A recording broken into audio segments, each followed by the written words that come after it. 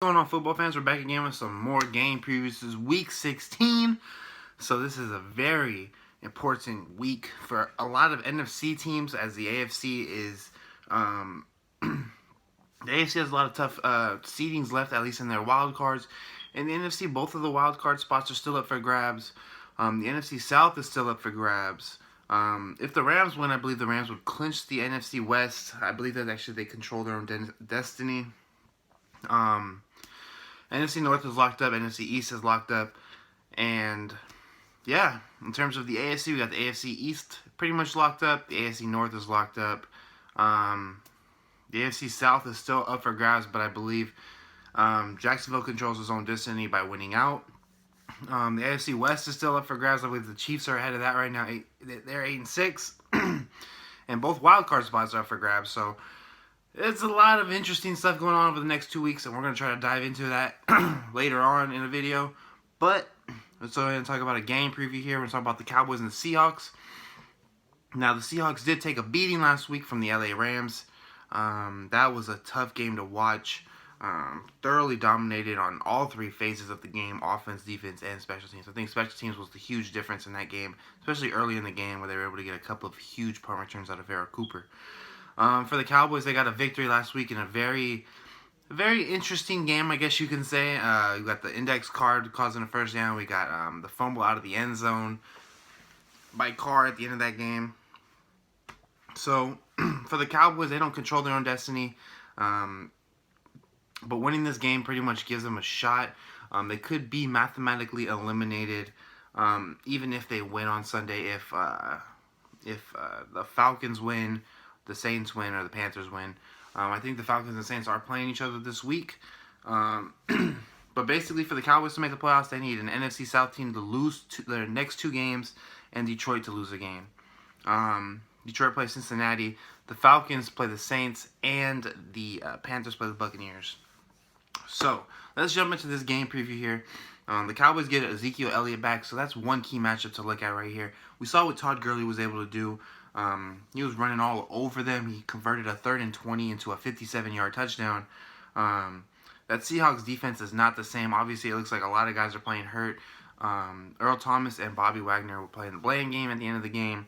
As Earl Thomas said, Bobby Wagner should not have been on the field with his hamstring. So, Ezekiel Elliott is back. I expect him to. If I've seen some pictures, I don't know if they're accurate or not, but we've seen some pictures of what he's looked like in his training in Cabo, and it looks like he's ready to roll, ready to run, and his season off strong as he comes back from his suspension. For Seattle, it's going to be about containing that running game. Something that they've been good at for the last couple of years. They weren't good at it last week against the Rams, so I expect Zeke to come back hungry, looking to run hard, get some really great runs in because of what he saw Gurley do. And this Cowboys offensive line is just as good as that Rams offensive line. However, Tyron Smith might miss the game with, I believe, a sprained knee is possible. I believe that they're going to wait and see on that, obviously, to make a ruling on if he's out, questionable, things like that. So, there's that.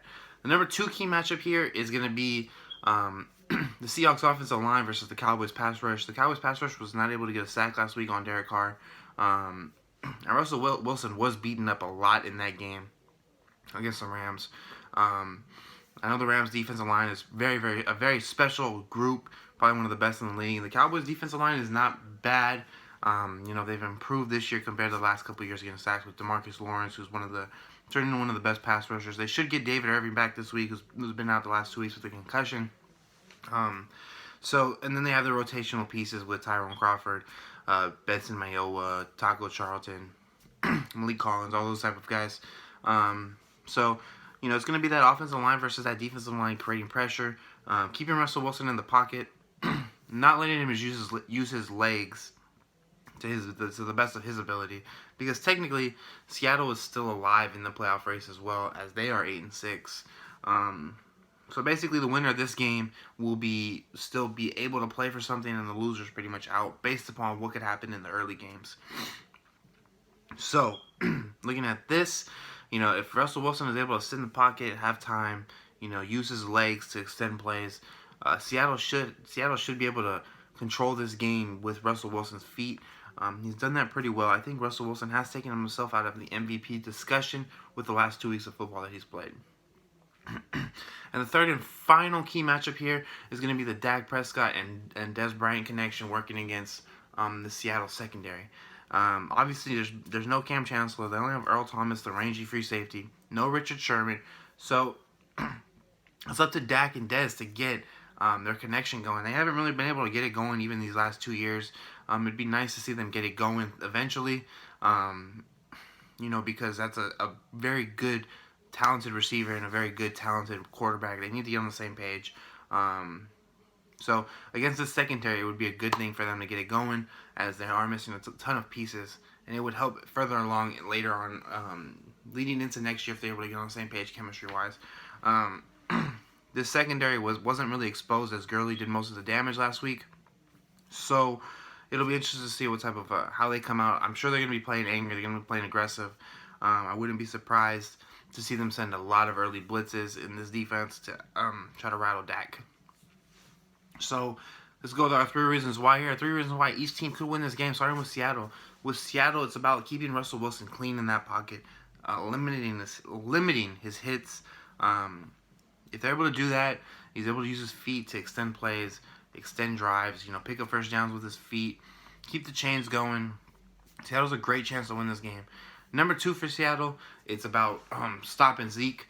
Obviously, the Cowboys know they're getting Zeke. The Cowboys know their identity. It's about running the ball, staying ahead of the chains in terms of down and distance. If they're able to limit Zeke to below 70 to 80 yards, I think that they can win this game. And number 3, it's about getting pressure on Dak. If they're able to get that pressure on Dak, Dak does have one of the best passer ratings in the league when it comes to being pressured. So if they are able to get pressure and that pressure is able to get home, I think that'll force him to rush his throws, throw before he's ready, things like that. Force a turnover here. He did turn the ball over twice last week. So if they're able to do that again, they have a good chance to win this game. And for the Cowboys, it's about staying in your pass rushing lanes and hitting Russell Wilson. Keep Russell Wilson in that pocket. Don't let him dance, move around, do the things that he likes to do. Hit him as many times as you can. Let him know that you're there. If you're able to do that, you're able to keep Seattle behind the chains in terms of down and distance. A great chance to win this game. Number 2, feed Zeke. Now, if the Cowboys want to win this game and, try to say something about where they want to be, if they're going to have a chance to make playoffs, they have to feed Zeke here. I expect him to get 25 to 30 carries, honestly. You saw what Todd Gurley was able to do. I think that Zeke could even top that. I think it's possible. So look for that in this game. And number 3, make some big plays. The Cowboys this year have not been a chunk yardage play team, but this is the time of the year to do it. Late in the season, you're playing a team that's also fighting for a playoff shot. This is the game that you want to find those chunk plays. You're playing a team that's beating up on the defense side of the ball. Find your guys. Find Whitson. Find Dez. Find Cole Beasley. Find Switzer. Find Terrence Williams. Find Zeke in the passing game. If you're able to do that, Dak is able to pick up some tough yardage with his legs, keep drives extended, stay in front of the down and distance. I think Dallas can win this game. My prediction for this game is I think that the Cowboys will win. I think they'll win 31-20. I just think that Seattle just has too many injuries. I think they're playing the blame game now. It's kind of looking reminiscent of Pete Carroll's end of his tenure at USC, where they just were not playing well at the end of his tenure, and they kind of probably got frustrated. I don't think that Seattle will fire Pete or anything like that. I just think that this was a lost season because of injuries. No offensive line, no running game. Obviously, I think those are things that they'll look in the draft in the offseason. So, I think Cowboys will win 31-20. I expect Zeke to touch the ball 30 times, go for over 130, 140, 150 yards at some point in this game. I think Dak and Dez are able to find their chemistry in this game. And I just think that Russell Wilson is just going to keep getting beat up until they address this offensive line. So that's my prediction for this game. Thank you for watching. I got Falcons and Saints coming up next, and I'm out. Peace.